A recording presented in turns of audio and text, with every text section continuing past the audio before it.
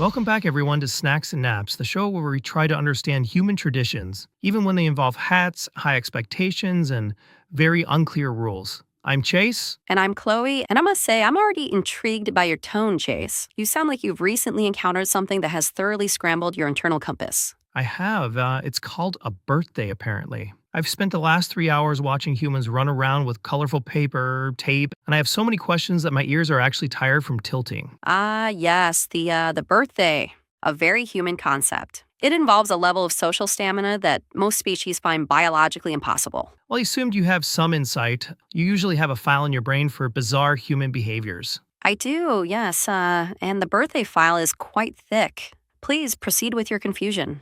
So Kiana's birthday is coming up, and honestly, Chloe, the house is vibrating with tons of energy. Well, that's exciting in a loud sensory overload sort of way. Yeah, it is. But everyone keeps talking about it like it's a very big deal, a monumental shift in the space-time continuum. There are plans, there are decorations, and there's something called a party.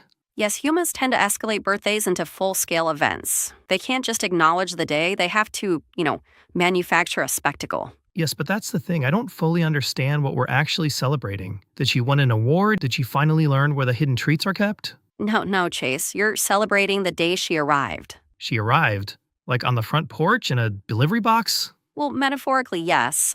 Humans like to mark the passage of time by celebrating the exact beginning of it. They pick one day a year to say, we are very glad you started existing on this specific Tuesday. That's actually kind of nice. It's like a good boy award, but for your whole life. It is, but as you've noticed, it's also incredibly overwhelming for those of us who prefer a quiet nap over a localized riot. They keep saying birthday party like it's a mission I should be preparing for. Like I need to go into some kind of training. Yeah, you probably should. Parties involve a lot of unpredictable variables. Yeah, there's going to be people, like new people and noise. And something called balloons, which I don't trust because they move without legs and they make that terrible squeaking sound. And sometimes they explode. Yeah, that's a wise instinct. Balloons are essentially skyvines with trust issues. And apparently, there's going to be cake. Now, that part is worth paying attention to. Cake is the one human tradition that bridges the gap between our species. Yeah, I'm very focused on the cake. My nose has already been practicing the scent profile of frosting from like 3 rooms away. But here's the thing I really, truly don't understand. The part that keeps me up at night. I'm ready for the reveal. Is it a hat? It's usually a hat. Kiana wants me to dress like a princess. Well, of course she does. It was only a matter of time before your dignity was negotiated away for her amusement. She said it very confidently, Chloe. Like it had already been signed by the high court, but, I was the last to know. Did she specify what kind of princess? Like a warrior princess, forest princess? No, but there were gestures, flowing motions, something called sparkle energy. Well, that suggests a gown. A floor-length shimmering catastrophe. A gown? Like a blanket, but with holes for my legs? Yeah, possibly, with accessories, a tiara that will never stay straight, or perhaps some jewelry. I don't know how I feel about that. I feel conflicted. On one hand, I want her to be happy, and, seeing her smile is worth a lot. And on the other?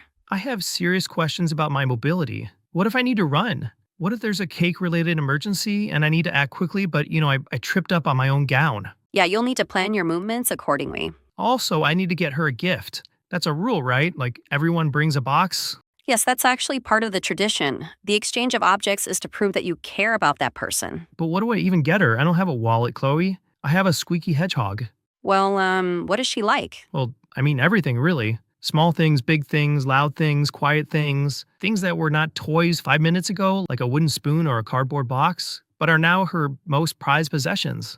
Ah, a broad interest range. That makes the selection process nearly impossible for a dog. Exactly. I don't know how to choose the perfect thing when her favorite thing changes every time she blinks. When my human celebrates something for me, Chase, it's never about the object itself. What do you mean? If it's not about a toy, why are there so many boxes? It's really about the thought behind it, the attention, the understanding that someone spent considering your specific preferences. So I don't need to find the perfect store-bought thing?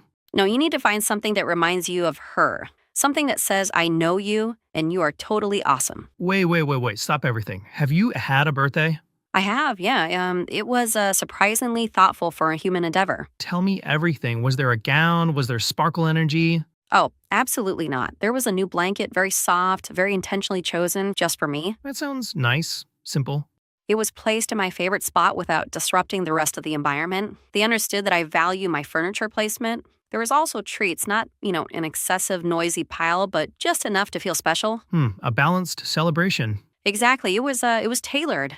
It didn't demand that I change who I am. It celebrated who I already was. Okay, I think I get it now. It's not about finding the biggest, most exciting thing in the world. It's about showing that you know them. Exactly. See, you're catching on. So maybe I should give her something that we can do together. Like one of my toys that I actually let her hold for more than like 3 seconds.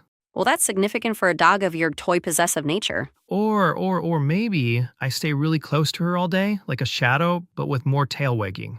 Also significant, presence is often the best gift. Well, thanks for hanging out with us today. I feel 15% better about the princess gown now. We hope your celebrations feel intentional today and full of snacks. Yeah, preferably well-curated non-princess gown tangling snacks, Join us next time on Snacks and Naps, where the snacks are plentiful. and the naps are inevitable. Bye, friends. If you want to see more episodes of our podcast, be sure to like and subscribe to our channel.